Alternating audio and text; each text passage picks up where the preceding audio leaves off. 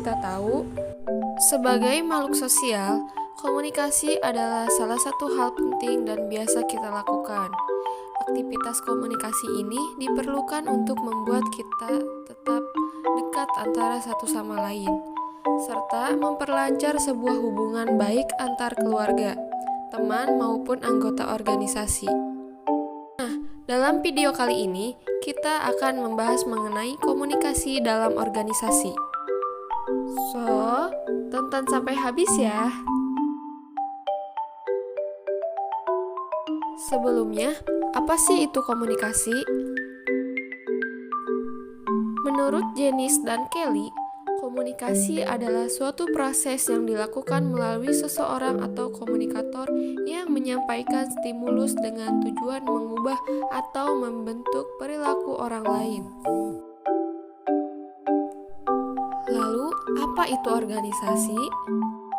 Menurut Stephen Robbins, organisasi merupakan kelompok atau kesatuan dalam kehidupan sosial yang dikoordinasikan serta dilakukan dengan sadar, yang dibatasi oleh hal relatif yang dapat diidentifikasikan. Nah, jadi yang disebut komunikasi dalam organisasi merupakan sebuah proses yang terjadi dalam suatu organisasi berupa penyampaian, penerimaan serta pertukaran informasi dan pesan yang dilakukan untuk mencapai suatu tujuan tertentu yang sudah ditetapkan oleh bersama. Nah, dalam komunikasi organisasi terdapat jenis-jenisnya.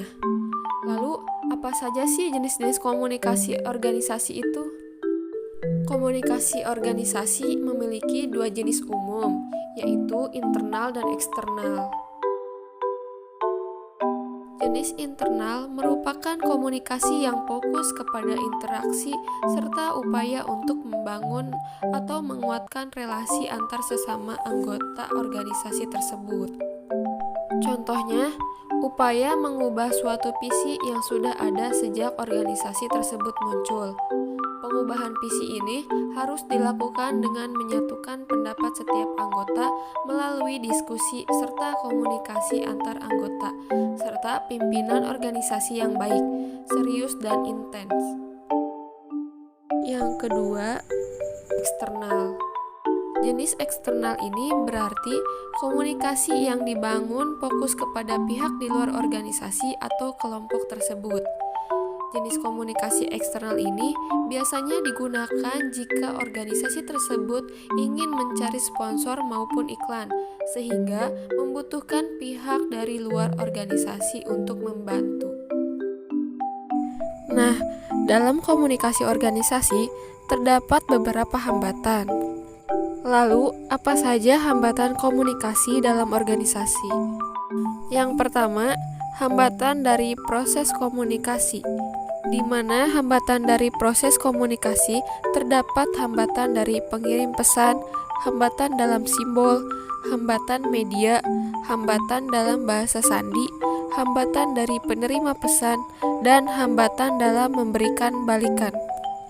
Yang kedua, hambatan fisik, yang dimana contoh hambatan fisik yaitu gangguan kesehatan, gangguan alat komunikasi, dan sebagainya. Yang ketiga, hambatan semantik, yang dimana hambatan semantik ini seperti adanya perbedaan bahasa. Yang keempat, hambatan psikologis. Hambatan psikologis terkadang mengganggu komunikasi, misalnya perbedaan nilai-nilai serta harapan yang berbeda antara pengirim dan penerima pesan. Dan yang kelima, hambatan manusiawi. Hambatan manusiawi terjadi karena adanya faktor emosi dan prasangka pribadi, persepsi kecakapan ataupun ketidakcakapan. Nah, lalu bagaimana sih cara mengatasi hambatan komunikasi dalam organisasi? Terdapat beberapa cara untuk mengatasi hambatan komunikasi dalam organisasi. Yang pertama, digunakan umpan balik. Yang kedua, kenali si penerima. Dan yang ketiga, rencanakan secara teliti.